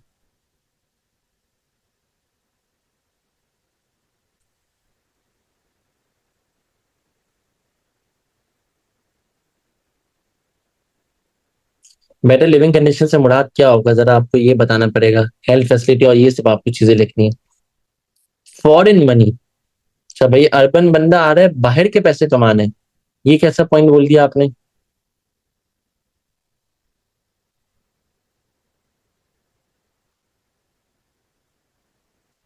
Rural urban migration can create problems in urban area. Rural urban migration से प्रॉब्लम होंगे अर्बन एरिया में। अच्छा, टू व्हाट एक्सटेंट, किस हद तक। इसमें अगर आप डेवलप पॉइंट नहीं लिखते ना, इसकी मार्केट से बता दो, अगर आप डेवलप पॉइंट नहीं लिख रहे तो आपको 1 से 2 मार्क्स मिलते हैं। फिर आपका लेवल 2 होता है जिसमें आप एक डेवलप पॉइंट लिखते हो, उसमें आपको 3 मार्क्स मिलते हैं। 2 डेवलप पॉइंट लिखोगे तो 4 मार्क्स मिलेंगे। फिर लेवल 3 होता है जब 2 डेवलप पॉइंट के साथ प्लस एग्जाम्पल भी लिखी तो 5, और इसके साथ प्लस कंक्लूजन में लिखा तो 6। इस तरीके से आंसर बनता है। ये कह रहा है किस हद तक have measures used to improve housing and services in urban area solve these problems in Pakistan। कि अगर आप हाउसिंग और सर्विसेज को इम्प्रूव कर दो तो किस हद तक आपके ये जो मसले हैं रूरल टू अर्बन माइग्रेशन के, वो किस हद तक सॉल्व हो सकते हैं, किस हद तक ये मसले सॉल्व हो सकते हैं अगर आप हाउसिंग और सर्विसेज प्रोवाइड कर दो। तो हाउसिंग और सर्विस प्रोवाइड आप कैसे करते हो, पॉसिबिलिटी क्या है। एक पॉइंट याद है नवाज शरीफ ने क्या निकाला था और औरंगी में क्या हुआ था, औरंगी कॉलेज प्रोग्राम में क्या था, औरंगी कॉलेज प्रोग्राम अगर आपको को कुछ एग्जाम्पल से याद हो, self help scheme. Self help scheme क्या होती है कि गवर्नमेंट आपको सामान दे देगी, गवर्नमेंट आपको रॉ मटेरियल प्रोवाइड कर देगी, आपको खुद करना पड़ेगा। हफ्सा चलें दोबारा सुने। ये कह रहा है रूरल अर्बन माइग्रेशन से मसले होते हैं अर्बन एरिया में, ये तो हमें पता है। रूरल अर्बन माइग्रेशन से मसले होंगे ये, जब इतने सारे लोग आ रहे हैं जॉब ढूंढने के लिए तो जॉब कम हो जाएगी, अनएम्प्लॉयमेंट बढ़ेगी, क्राइम रेट बढ़ेगा, ओवर पॉपुलेशन हो जाएगी, जिसकी वजह से ओवर बर्डनाइज होगी रिसोर्सेस, हाउसिंग में मसला होगा, ये सब होगा। ये कह रहा है किस हद तक measures use to improve housing and service in urban area solve this problems. अगर आप हाउसिंग को अच्छा कर दो और सर्विसेज प्रोवाइड कर दो अर्बन एरिया में तो किस हद तक ये मसले सॉल्व हो सकते हैं, किस हद तक ये मसले सॉल्व हो सकते हैं, ये आपको आंसर लिखते हैं। ठीक है, अब किस हद तक ये मसले सॉल्व हो सकते हैं ये आपको लिखना, आपको मसले नहीं बताने, आपको बताना है अगर ये आपने सर्विसेज और ये सारी चीजें प्रोवाइड कर दी तो किस हद तक सॉल्व हो सकते हैं, किस हद तक नहीं हो सकते। तो पॉसिबिलिटीज और प्रॉब्लम पर आपका आंसर बनेगा। पॉसिबिलिटी में सबसे पहले आप लिखोगे सेल्फ हेल्प स्कीम एक सक्सेसफुल प्रोजेक्ट है। इसके अंदर क्या होता है, इसके अंदर पैसे भी कम लगते हैं, इसके अंदर आपकी कॉस्ट भी कम लगती है और फायदा ज्यादा होता है। इसके अंदर आपका फायदा ज्यादा होता है, इससे स्टैंडर्ड ऑफ लिविंग इंप्रूव होगा, सेल्फ हेल्प स्कीम से सही है। फिर आप क्या लिखोगे, आप यहाँ पर सेल्फ हेल्प स्कीम में आप सर्विसेज, और सर्विसेज आप कौन सी प्रोवाइड कर सकते हो, और सर्विसेज आप कौन सी प्रोवाइड कर सकते हो, आप उनको एजुकेशन प्रोवाइड कर दो, आप उनको हेल्थ केयर प्रोवाइड कर दो, आप उनको एजुकेशन प्रोवाइड करो, आप उनको हेल्थ केयर प्रोवाइड करो, आप उनको क्लीन वाटर सप्लाई प्रोवाइड करो। तो ये सारे आपके मसले कम हो जाएंगे, इसको आप इंप्रूव कर दो तो आपके जो मसले हैं वो सॉल्व हो जाएंगे। पर प्रॉब्लम में क्या लिखोगे, प्रॉब्लम में क्या होगा,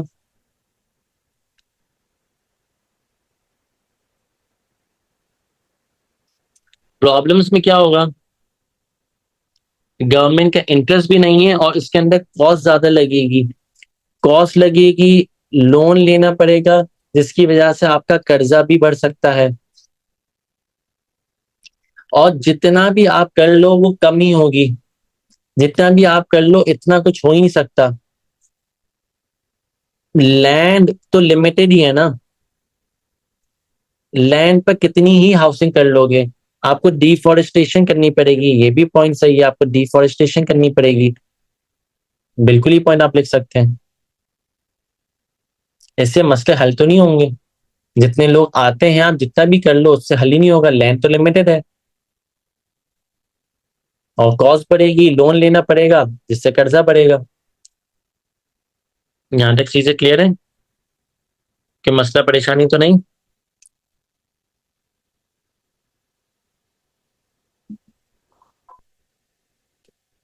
क्वेश्चन देख लें।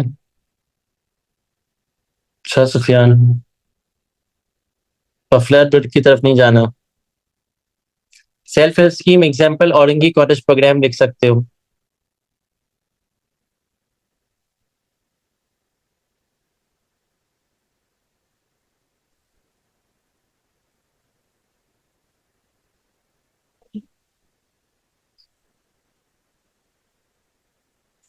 कंक्लूजन क्या होगा कि आप कंक्लूजन आप ये लिख सकते हो कि यस, ये प्रॉब्लम सॉल्व हो सकते हैं। ये प्रॉब्लम सॉल्व हो सकते हैं क्योंकि हमारे पास एक एग्जाम्पल, ये औरंगी कॉटेज प्रोग्राम की एग्जाम्पल हमारे पास है। इससे इससे कॉस्ट भी कम आती है और इससे फायदा ज्यादा होता है। आप ये लिख सकते हो, ये पॉइंट आप लिख सकते हो। आप ये लिख सकते हो कि अगर गवर्नमेंट एनर्जी और पावर सोर्सेस अगर इंप्रूव कर दे, अगर वो उसकी प्रोविजन दे दे, तो भी आपके बहुत सारे मसले हल हो सकते हैं। ये कंक्लूजन आपने दे दिया।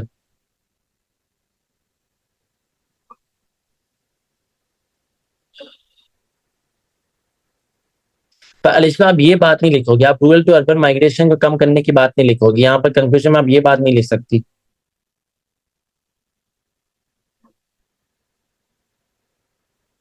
समझ में आया? यहाँ तक क्लियर है चीजें?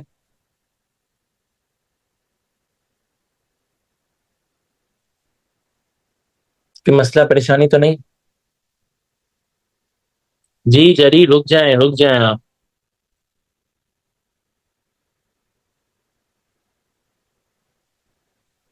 यहाँ तक बताया कोई मसला परेशानी सवाल?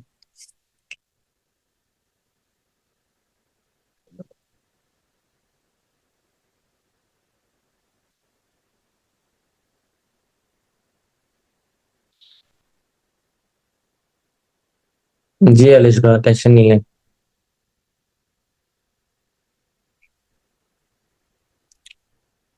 जन्नत, आपका मैसेज देख लिया है।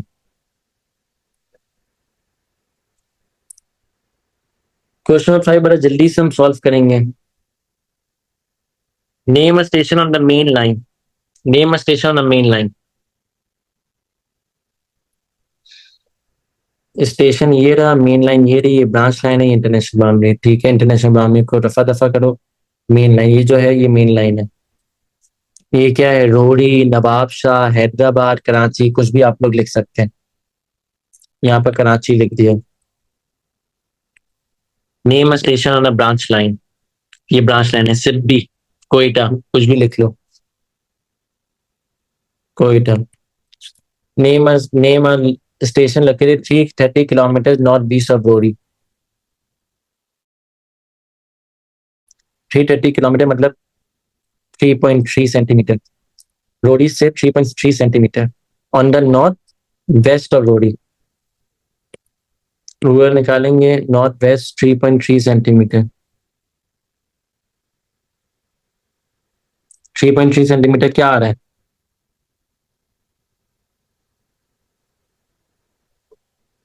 3.3 सेंटीमीटर क्या आ रहा है? Quetta.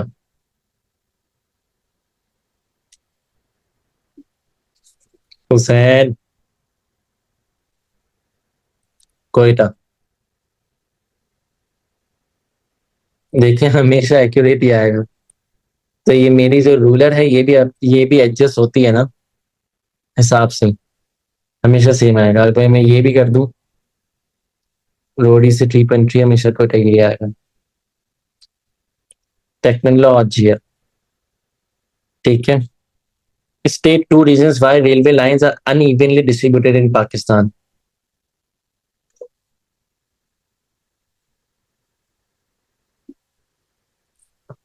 State two reasons why railway lines are unevenly distributed in Pakistan. Railway line क्यों अनइवनली डिस्ट्रीब्यूटेड होती है? Due to rugged landscape. Rugged landscape की वजह से।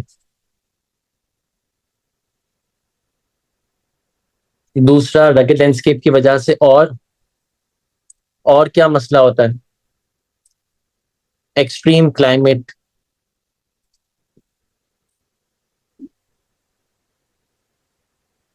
ये लिख सकते हैं आप, ठीक है।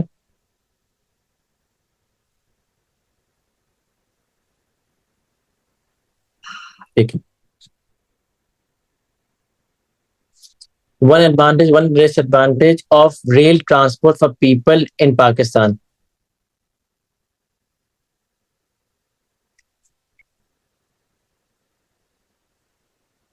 एडवांटेज और डिसएडवांटेज लिखने हैं for rail transport for people in Pakistan. Cheaper than air, ये लिख लें।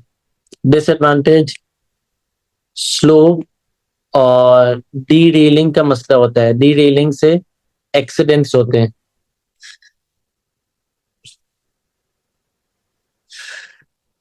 Describe how rail transport in Pakistan has recently been improve. Rail transport कैसे इंप्रूव हुई है? सिंगल ट्रैक से आप डुअल ट्रैक की तरफ कन्वर्ट कर रहे हो, सिंगल ट्रैक से डुअल ट्रैक की तरफ कन्वर्ट कर रहे हो, वन विंडो टिकटिंग सिस्टम कर रहे हो, ऑनलाइन ई टिकटिंग सिस्टम कर रहे हो, ई टिकटिंग सिस्टम कर रहे हो।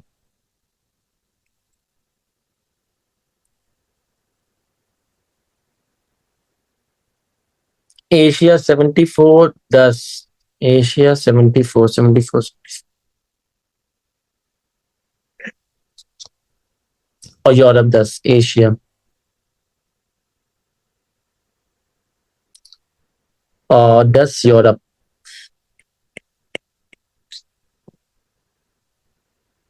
फ्रॉम कोल टू डीजल भी लिख सकते थे, इलेक्ट्रिफाइड ट्रेन भी लिख सकते थे, ठीक है। Suggest two reasons why countries in Asia account for such a large percentage of Pakistan imports.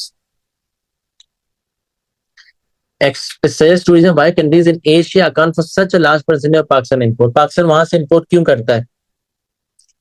Pakistan की रिलेशंस अच्छे हैं, रिलेशंस अच्छे हैं, पॉजिटिव हैं with neighbouring countries, neighbouring countries के साथ आपके रिलेशन अच्छे हैं। दूसरा आप बात क्या लिख सकते हो कि ट्रांसपोर्टेशन कॉस्ट कम आती है, ट्रांसपोर्टेशन कॉस्ट कम आती है, इस वजह से आप ज्यादा करते हो इंपोर्ट अपने पड़ोसियों के। फिर define the term export. Export क्या होता है? लेस टैरिफ्स, नेबरिंग कंट्री आप लेस टैरिफ आ रहे तो लेस टैरिफ इसे ना लिखो, सोचना पड़ेगा, लेस टैरिफ नहीं बनता सही। Define the term export. Export क्या होता है? मेन एक्सपोर्ट तो भले आप राइस लिख लो, कुछ भी लिख लो, कॉटन लिख लो, पर एक्सपोर्ट होता क्या है? What are export? एक्सपोर्ट का मतलब क्या है? Goods sold to other countries.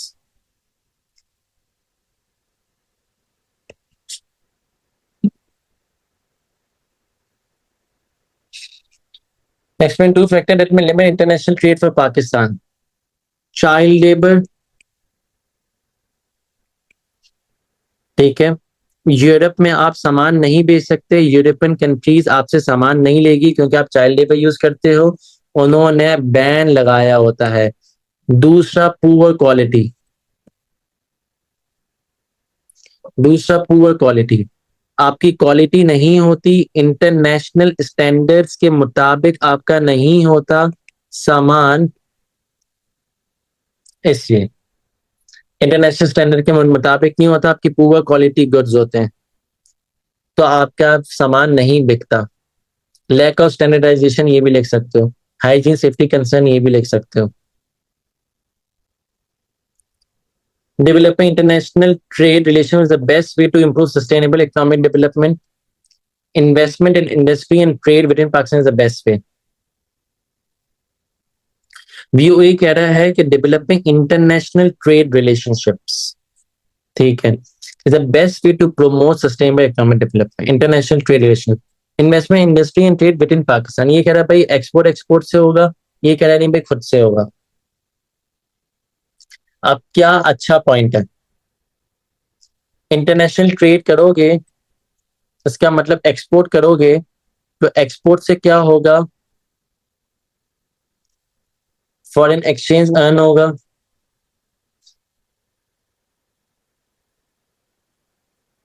Foreign exchange earn होगा जिससे आपका बीओपी पॉजिटिव होगा, जीडीपी बढ़ेगा। सही है, बेहतरीन है। और क्या लिख सकते हो, अगर ट्रेड रिलेशनशिप्स को इम्प्रूव करोगे ना, तो आपके पास फॉरेन इन्वेस्टमेंट भी आएगी,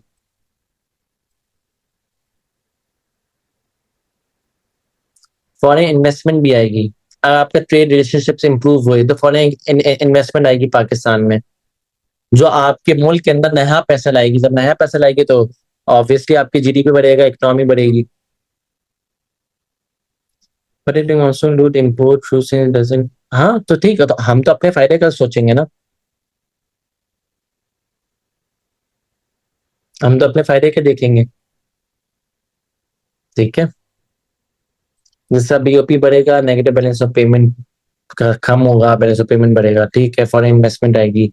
व्यू बी के बारे में क्या लिखोगे, investment in industry and trade within Pakistan is the best way to promote it sustainable economic development.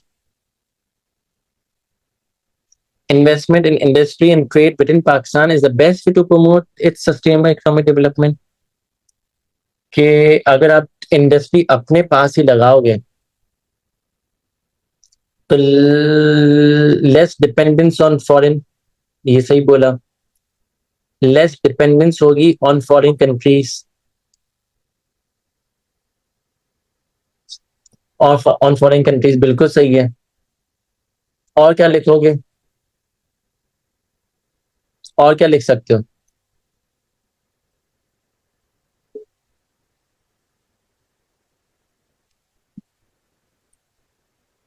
और क्या लिख सकते हो,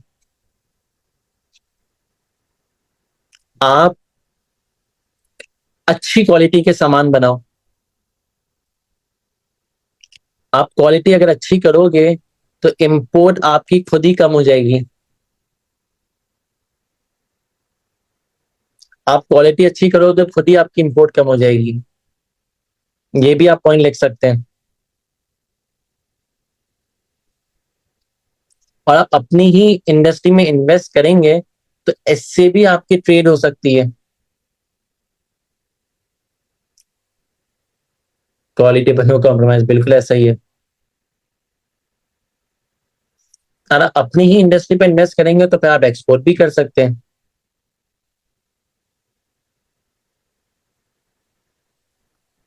समझ में आ गया।